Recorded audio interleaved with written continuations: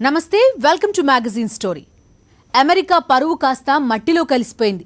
ప్రపంచంలోనే అత్యంత ప్రాచీన ప్రజాస్వామిక దేశమైన అమెరికాలో రాజ్యాంగబద్ధంగా జరిగిన ఎన్నికల్లో గెలిచిన పార్టీకి అధికార మార్పిడి వ్యవహారంలో చోటు చేసుకుంటున్న అవాంఛనీయ సంఘటనలు, పతనమైన విలువలు, నేలబారు రాజకీయాలు జుగుప్స కలిగిస్తున్నాయి. ఈ మొత్తం కంగాళీకి కారకుడు మొన్నటి ఎన్నికల్లో ఓడిపోయిన ట్రంపే. ఒక్క ట్రంప్ కారణంగా అగ్రరాజ్యం ఇప్పుడు సిగ్గుతో తలదించుకోవాల్సిన పరిస్థితి. ఒకే ఒక ట్రంప్ కారణంగా అమెరికా ఇప్పుడు తలెత్తుకుని చూడలేని దుస్థితి దాపురించింది. అమెరికాని చూసి ప్రపంచ దేశాలు జాలిపడే పరిస్థితి నెలకొంది. సారీ అమెరికా, దీనిపైనే ఇవాల్టి మ్యాగజైన్ స్టోరీ. పేరుకి అగ్రరాజ్యం, ప్రపంచంలోనే అత్యంత ప్రాచీన ప్రజాస్వామిక దేశం. కానీ ప్రపంచ దేశాల ముందు తలదించుకునేలా అధికార మార్పిడి వ్యవహారం. అమెరికా చరిత్రలో ఎన్నడూ ఎరుగని విలువల పతనం. యావత్ ప్రపంచం అమెరికాని చూసి జాలిపడుతున్న తరుణం. Yes, sorry America. అగ్రరాజ్యం అమెరికాలో ఏం జరుగుతోంది? అమెరికా రాజధాని వాషింగ్టన్ డీసీ సైనిక పహారా నడుమ బిక్కుబిక్కుమంటూ నిలబడింది. ఉగ్రమూకలు హింస రాజేస్తాయనో, శత్రు దేశాలు దాడి చేస్తాయనో కాదు, అమెరికా సైన్యం కట్టుదిట్టమైన భద్రత ఏర్పాటు చేసింది. తమ దేశీయులే రేపటి రోజున నిరసనల ముసుగులో ఏ హింస రాజేస్తారో అని అమెరికా సైన్యం కంగారు పడుతోంది. అంతేకాదు, దాడులకు తెగబడబోయేది భద్రతా దళాల్లో పనిచేస్తున్న వారే కావచ్చన్న నిఘా విభాగాల సమాచారం ఆర్మీని మరింత ఆందోళనకు గురిచేస్తోంది. ఏంటిది? అందరికీ పెద్దన్నలా వ్యవహరించే అమెరికాలో ఏంటి దుర్గతి? అసలక్కడ ఏం జరుగుతోంది? ప్రస్తుతం మన కళ్ల ముందు వాషింగ్టన్ డీసీలో కనిపిస్తున్న ఉత్కంఠభరిత దృశ్యాలకు కారణాలేంటో తెలుసుకోవాలంటే ఈ సీన్ని కాస్త రివైండ్ చేయాలి. మొన్ననే అమెరికా ఎన్నికలు జరిగాయి. డెమోక్రటిక్ పార్టీ పూర్తి మెజారిటీ సాధించింది. తాను గెలిచి తీరతానని బీరాలు పలికిన రిపబ్లికన్ పార్టీ ఓటమి చెందింది.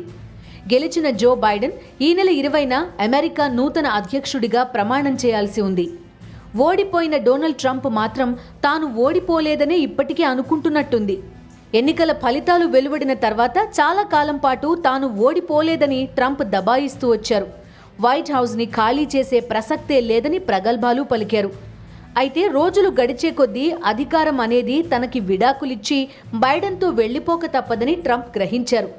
ఇక ఆ క్షణం నుంచి ట్రంప్లో అసహనం, ఆగ్రహం, ఆక్రోశం కట్టలు తెంచుకున్నాయి. బైడెన్ ప్రమాణ స్వీకారానికి అసలు తాను రాను అని ట్రంప్ మూతి బిగించుకుని ప్రకటన చేశారు. ఈ ఒక్క విషయంలోనే ట్రంప్కి తనకి ఏకాభిప్రాయం ఉందని బైడెన్ ఓ చమత్కార బాణము సంధించారు.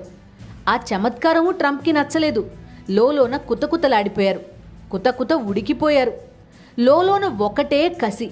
తాను ఓడిపోవడం ఏంటి, బైడెన్ గెలవడం ఏంటి అని ఒకటే బాధ.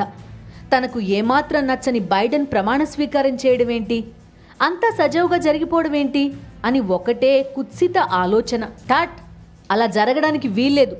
బైడెన్ ప్రమాణ స్వీకార కార్యక్రమం అంతా రసాభాస అవ్వాల్సిందే అనుకున్నారు. దానికి కర్టన్ రైజర్గా ట్రంప్ వీరాభిమానులు అమెరికా పరువుని అమెరికా నడి బజారున పారేస్తూ ఇష్టారాజ్యంగా పెట్టరేగిపోయి ఎంతటి విధ్వంసం సృష్టించారో అందరూ చూశారు. ఆ రోజునే అమెరికా ప్రతిష్ట కాస్త మంటగలిసిపోయింది. ప్రపంచంలోనే మొట్టమొదటి ప్రజాస్వామిక దేశంలో ప్రజాస్వామ్యాన్ని ఖూనీ చేయించేసిన ట్రంప్ మహాశయుల వారు ఇప్పుడు ప్రమాణ స్వీకారోత్సవాన్ని రచ్చరచ్చ చేయాలని చూస్తున్నట్లున్నారు. ఈ నెల 20న బైడెన్ ప్రమాణ స్వీకారోత్సవానికి ఏర్పాట్లు జరుగుతున్నాయి. ఈ తరుణంలోనే పిడుగులాంటి వార్త.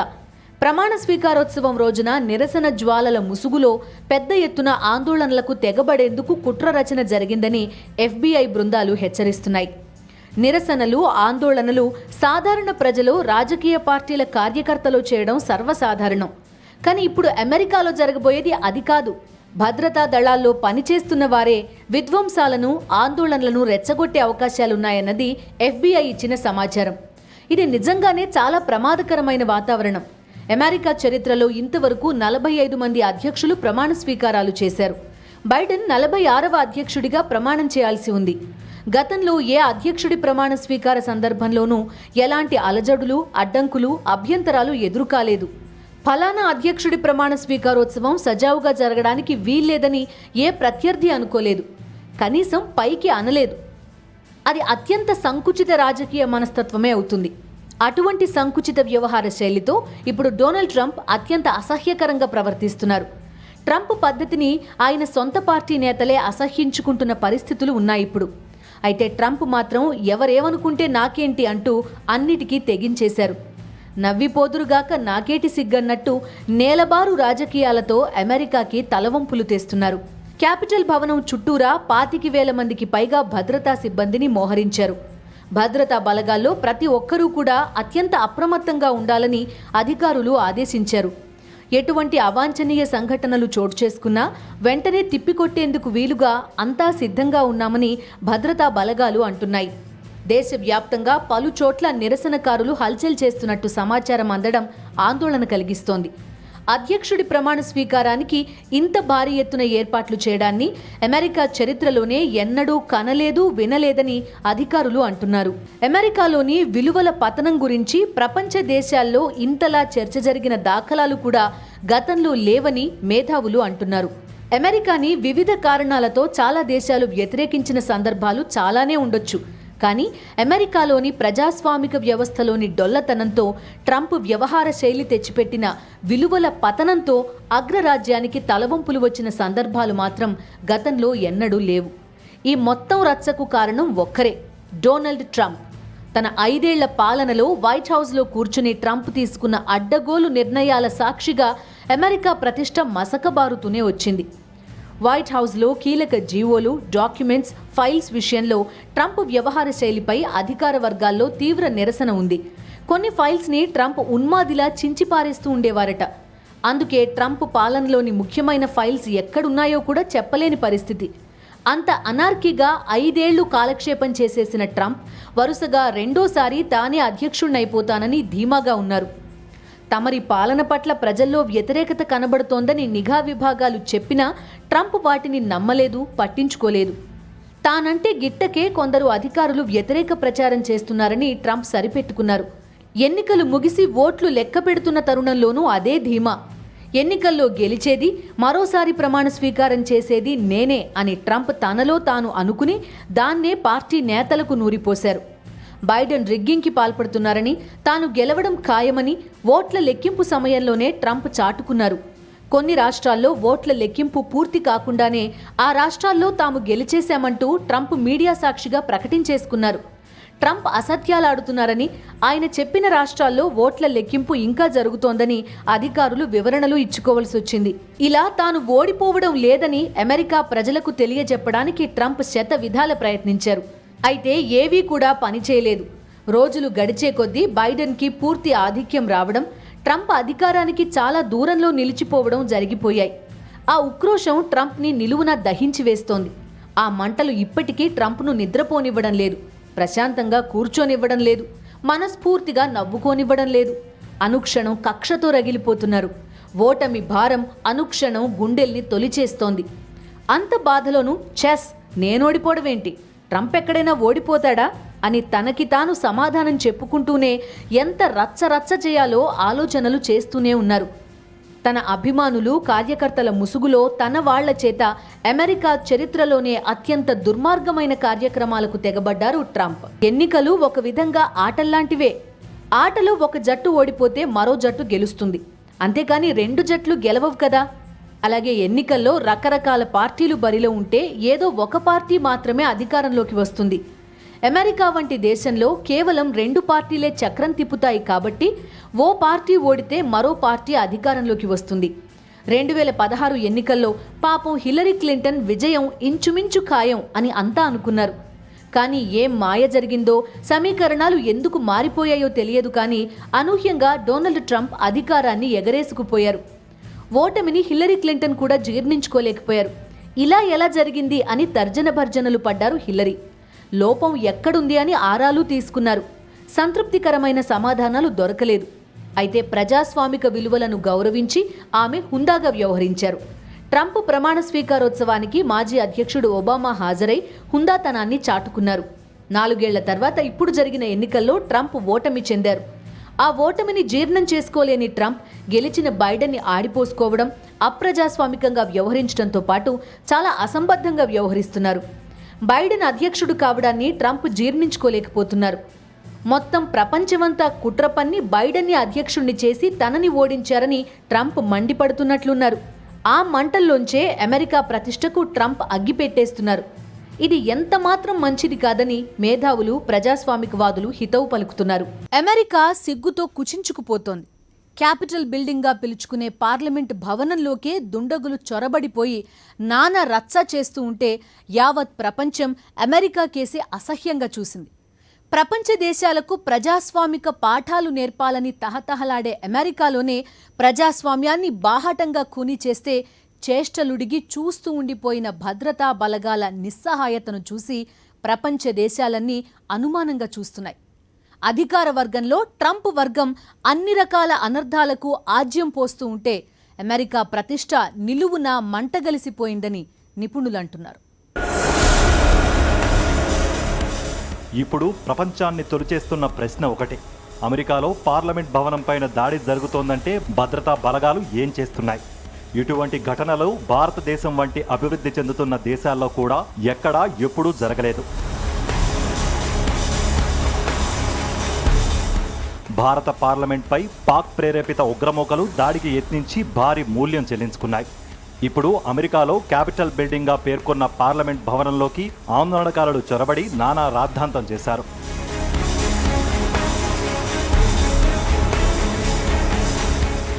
రాజ్యాంగబద్ధ అధికారులు గజగజ వణికిపోయి ప్రాణాలు అరచేతుల్లో పెట్టుకుని అటు ఇటు తిరుగుతూ హాహాకారాలు చేశారు. ప్రపంచంలోనే అత్యంత ఆధునికమైన నిఘా వ్యవస్థ ఉన్న అమెరికాలో పార్లమెంట్ భవనంపై దాడి గురించి నిఘా విభాగాలకు ఏమాత్రం తెలియదని అనుకుంటే అది ఘోర వైఫల్యం అవుతుంది. అబ్బే మాకు తెలుసు అని వాళ్ళు ఒప్పుకుంటే అది పెద్ద కుట్రే అవుతుంది.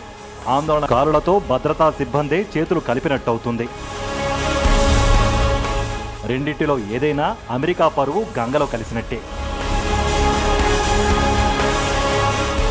ట్రంప్ ఏలుగుబడిలో నల్లజాతీయుల ఆందోళనను భద్రతా సిబ్బంది ఉక్కుపాదంతో అణిచివేశారు. మరి పార్లమెంట్ భవనంలోకి చొచ్చుకొచ్చి నానా హంగామా చేసిన ట్రంప్ మద్దతుదారులు, అభిమానులను ఎందుకు అడ్డుకోలేదన్నది పెద్ద ప్రశ్న. అమెరికా రాజధాని వాషింగ్టన్ డీసీలో చోటు చేసుకుంటున్న వికృత పరిణామాల నేపథ్యంలో ప్రముఖ అనలిస్ట్ ప్రొఫెసర్ కె నాగేశ్వరరావు తన యూట్యూబ్ ఛానల్లో విశ్లేషించారు. So the incidents in Washington have revealed vulnerabilities of American democracy in a very big way. It has raised several questions. Firstly, the contrast between the way the US forces, the law enforcing agencies have handled the Black Lives Matter movement and pro-Trump supporters' attack on the Parliament building and the law and the legislative hub indicates the deep-rooted racist division in the US law enforcement. So that is a much more serious than the very attack on the Parliament building, what we call as the Capitol building. So because it is essentially very different. The Black Lives Movement was suppressed with heavy hand by the United States administration. But how could the administration of the law enforcing agencies allow the rioters, allow the protesters to intrude into the parliament building? Capitol building పై జరిగిన దాడి ముమ్మాటికి ఉగ్రదాడి అంటున్నారు మేధావులు. Nancy Pelosi, the speaker's chamber was vandalized, the vice president office was intruded. So you can't even imagine such kind of a situation in India. It's just not possible. So it's almost like a terror attack. Assuming that if something untoward has happened, what would have been the fate of American democracy? In fact, reports also indicate the presence of ammunition and arms and even explosives in the vehicles parked there. So this shows that the violence would have been a much bigger. So, but surprisingly and very, in fact, a matter of it's a matter of conciliation that nothing had happened. But the nature of intrusion itself raises questions. How did these supporters enter such a building, a parliament building? And they have taken the entire lawmakers to hostage. The lawmakers have to save themselves. This the kind of situation can we expect in America. ఎన్నికల్లో ఓడిన మరుక్షణం నుంచే Donald Trump అమెరికాలో రచ్చ రాజేయడానికి రెచ్చగొడుతూనే ఉన్నారు. విద్వేషపు ప్రసంగాలతో, వివాదాస్పద వ్యాఖ్యలతో, అర్థం పర్థం లేని ఆరోపణలతో ట్రంప్ విషం చిమ్ముతూనే వచ్చారు. ఎన్నికలు బోగస్ అన్నారు, అంతా రిగ్గింగే అన్నారు, నోటికి ఎంతొస్తే అంతా అనేశారు. కానీ తన ఆరోపణలలో దేనికి సాక్ష్యాధారాలు చూపలేదు ట్రంప్. బాధ్యతారహితంగా విమర్శలు చేసుకుంటూ పోయారంతే. Come out with any substantiated evidence that could stand the legal scrutiny to prove his argument, but he went on arguing repeatedly, even on the day of protest, that this is a fraudulent election, this is not a true election, this is a bogus election, and he has even tried to block the election verdict through the slew of legal cases. But certainly, even the Trump's Attorney General William Barr said that there is no substantial evidence to justify the Trump's argument that the election was fraudulent. So Trump tried everything possible to really undo what has happened in the country, and so he has tried to invalidate the democratic process. But after exhausting all his attempts, he finally chose to incite his supporters. So he called for a rally in Washington, and he himself addressed the rally, and he has clearly asked them to march towards the Parliament building. It was President Trump who actually exhorted his supporters to march to the Parliament building. Trump వ్యవహార శైలిపై ఇప్పుడు సర్వత్రా విమర్శలు మిన్నంటుతున్నాయి. ఇటువంటి అధ్యక్షుడు మాకొద్దు అంటూ ట్రంప్పై అభిశంసన తీర్మానం కూడా పెట్టారు. అమెరికా చరిత్రలో 2 సార్లు అభిశంసన తీర్మానాన్ని ఎదుర్కొన్న అధ్యక్షుడుగా ట్రంప్ సరికొత్త రికార్డు సృష్టించారు. తాజాది రెండోది అయిన అభిశంసన తీర్మానం నెగ్గితే ట్రంప్ జీవితంలో ఇక ఎప్పటికీ మరోసారి ఎన్నికల్లో పోటీ చేసే హక్కు కోల్పోతారు. అదే జరిగితే అత్యంత అవమానకరంగా పదవి నుండి తప్పుకున్న అమెరికా అధ్యక్షుడుగాను ట్రంప్ చరిత్ర సృష్టిస్తారు. మొత్తానికి అమెరికాకి అత్యంత అమర్యాదకర అధ్యక్షుల వారిగాను ట్రంప్ కీర్తి గడించనున్నారు. వివిధ ప్రపంచ దేశాలపై యుద్ధాలకు కాలుదువ్విన అమెరికా అధ్యక్షులు ఉన్నారు. వారిపై విమర్శలు ఉన్నాయి. 3 ప్రపంచ దేశాల వ్యవహారాల్లో జోక్యం చేసుకున్న అమెరికా అధ్యక్షులపైన విమర్శలున్నాయి. కానీ డొనాల్డ్ ట్రంప్ మాత్రం అత్యంత దుర్మార్గమైన ఆలోచనా తీరు ప్రదర్శించిన, ప్రజాస్వామ్యాన్ని ఖూనీ చేసిన అధ్యక్షుడిగా చరిత్రలో మిగిలిపోవడం ఖాయం అంటున్నారు రాజకీయ విశ్లేషకులు. ప్రతి చోట ఎన్నికలు జరుగుతాయి. కొన్ని పార్టీలు గెలుస్తాయి, కొన్ని ఓడిపోతాయి. మన దేశంలోనూ ఎన్నికలు జరుగుతాయి. ఎన్నికల్లో వైరి పక్షాలు నోటికొచ్చినట్టు తిట్టుకుంటాయి. మాటల తోటాలు పెరుగుతాయి. ఓట్ల లెక్కింపు మొదలై ఆధిక్యాలు వెలుగులోకి వచ్చాక ఎన్నికల్లో అడ్డదారులు తోకి గెలిచారని ఓడిన వాళ్లు విమర్శలు చేస్తాయి. కాకపోతే అవి ఆ రోజుకే పరిమితం. గెలిచిన పార్టీల నేతలు ప్రమాణ స్వీకారం చేసేటప్పుడు ఓడిన పార్టీల నేతలు చాలా హుందాగా ఆ కార్యక్రమాలకు హాజరవుతారు. మనసులో ఇష్టమున్నా లేకపోయినా నవ్వుతూనే ప్రత్యర్థులను అభినందిస్తారు. అంతేకాని ట్రంపులా ఓటమిని జీర్ణించుకోలేకపోవడం, ప్రమాణ స్వీకారానికి నేను రాను అనడం ఎక్కడా ఎప్పుడూ వినలేదు, కనలేదు. ఇంతటి కుతిత్సా ఆలోచన రాజకీయాలకు ఏమాత్రం వన్నె తీసుకురావంటున్నారు రాజకీయ పండితులు. ప్రజాస్వామ్య పరిమళాలు పరిడవెళ్లాలంటే రాజకీయ నేతల్లో కూసింత హుందాతనం ఉండాల్సిందే అంటున్నారు ప్రజాస్వామికవాదులు. పొద్దున్న లేచిన దగ్గర నుంచి అందరికీ ప్రజాస్వామ్య విలువల గురించి లెక్చర్లు దంచుతుంది అమెరికా. పాపం ఇప్పుడు తన దేశంలో ప్రజాస్వామ్య విలువలు పాతాళానికి పడిపోయిన వైభవాన్ని చూసి అగ్రరాజ్యం తల దించుకోక తప్పడం లేదు.